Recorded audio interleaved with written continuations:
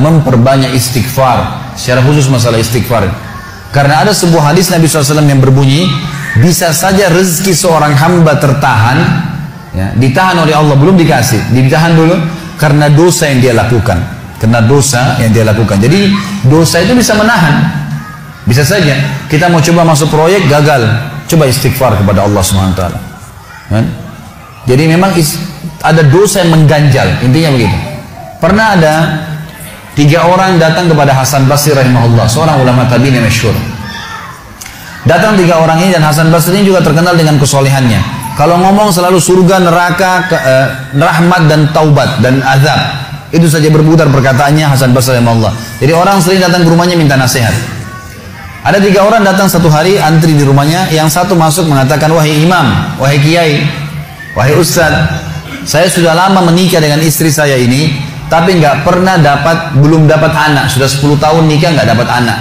Kami sudah ikhtiar ke tabib ini, minum itu, tapi belum juga Allah takdirkan. Apa saran Anda? Maka kata Hasan Basri, perbanyak istighfar. Perbanyak ya, bukan kerjakan istighfar, perbanyak. Terus lisanmu astagfirullah wa atubu ilaih, astagfirullah terus ucapin, jangan berhenti. Gitu kan. Maka kemudian keluar orang tersebut. Masuk orang kedua mengatakan, wahai imam, saya sudah lama kena penyakit di perut saya, sakit terus. Kalau sakit saya sampai nggak bisa tahan, rasanya pengen mati saja kena sakitnya. Sudah coba berobat ke sana sini nggak sembuh-sembuh. Apa saran Anda? Kata Hasan Basri, perbanyak istighfar. Perbanyak istighfar. Amalin, pulang. Datang orang ketiga mengatakan, wahai imam, saya sudah lama bekerja banting tulang.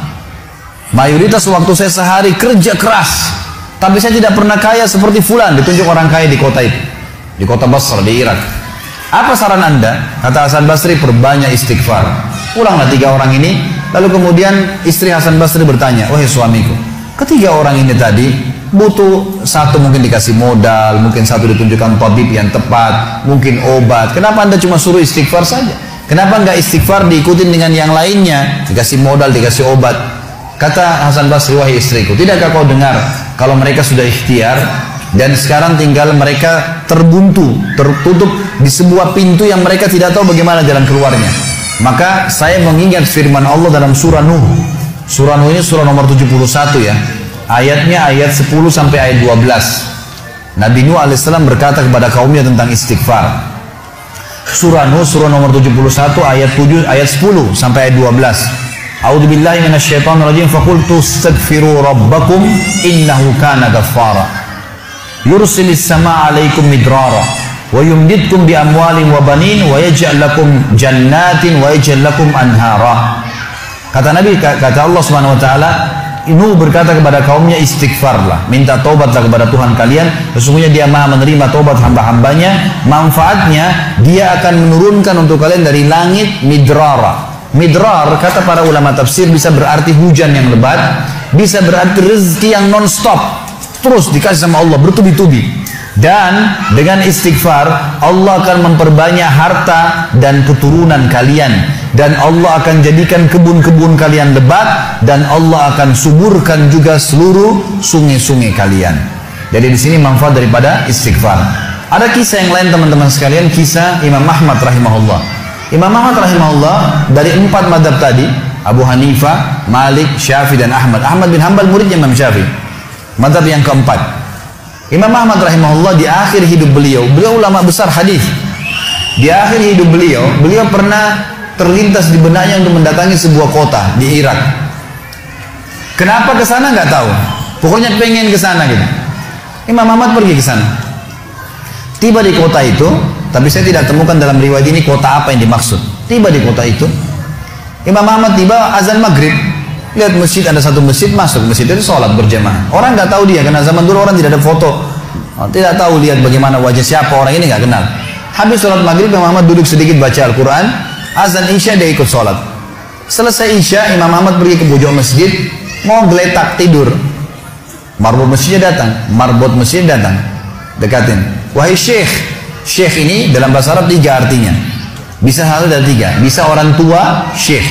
Bisa orang alim, bisa orang kaya. Jadi tidak selamanya kalau antum dipanggil di Saudi syekh dianggap orang alim gitu. Bisa saja orang tua gitu kan. Dipanggil, hai Syekh, orang tua maksudnya. Ngapain anda di sini? Kata Imam Ahmad, saya musafir, nggak kenal orang siapapun di kota ini. Besok pagi saya mau pergi, nggak ada tempat nginap, saya mau nginap di sini. Karena zaman dulu nggak ada penginapan-penginapan kayak kita sekarang, banyak hotel segala gitu. Kata Marboja, nggak bisa, masjid nggak boleh tidur. Kata Imam Ahmad, saya didorong-dorong keluar dari masjid. Orang ini nggak tahu kalau ini Imam Ahmad, kalau tahu mungkin diundang ke rumahnya. Tapi ini marbot, masya Allah, istiqamah ini gitu. Keluar dari masjid, ditutup pintu masjid sama dia. Imam Ahmad lihat orang yang sudah pergi, Imam Ahmad lihat ada teras masjid, tidur di teras masjid. Balik lagi marbotnya. Wahai Syekh, ngapain sini?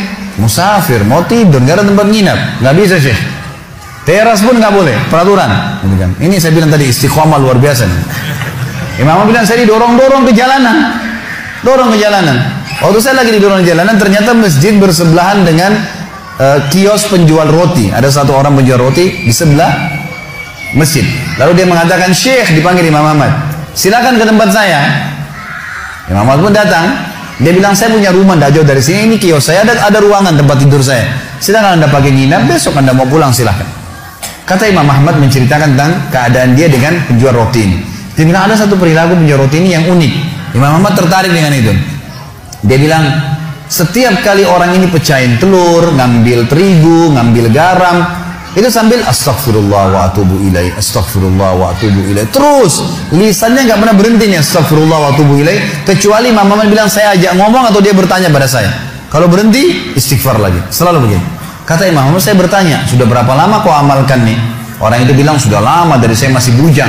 Kebetulan orang ini sudah tua seumur sama Imam Ahmad, sudah mendekati 60 tahun lebih gitu.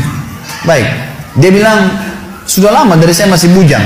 Kata Imam Ahmad, ma samaratu istighfarik, apa manfaatnya istighfarmu? Apa yang kau dapatkan dengan istighfar yang sebanyak ini? Kata dia, tidak ada apapun yang saya minta kepada Allah kecuali diijabah.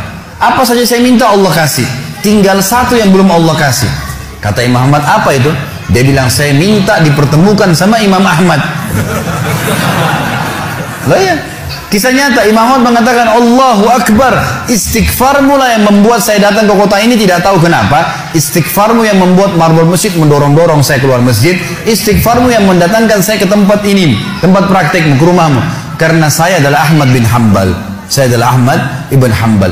Bagaimana istighfar teman-teman sekalian mendatangkan rezeki yang luar biasa. Permintaan apapun didatangkan. Seorang alim ulama biasa didatangin, ini malah didatangkan sama Allah ke tempat orang ini karena istighfarnya. Dari memperbanyak istighfar manfaatnya sangat besar. Hadis Bukhari kata Nabi SAW, siapa yang mulazamah selalu istighfar, Allah akan jadikan jalan keluar dari masalahnya dan Allah akan berikan rezeki dari tempat tidak disangka-sangka.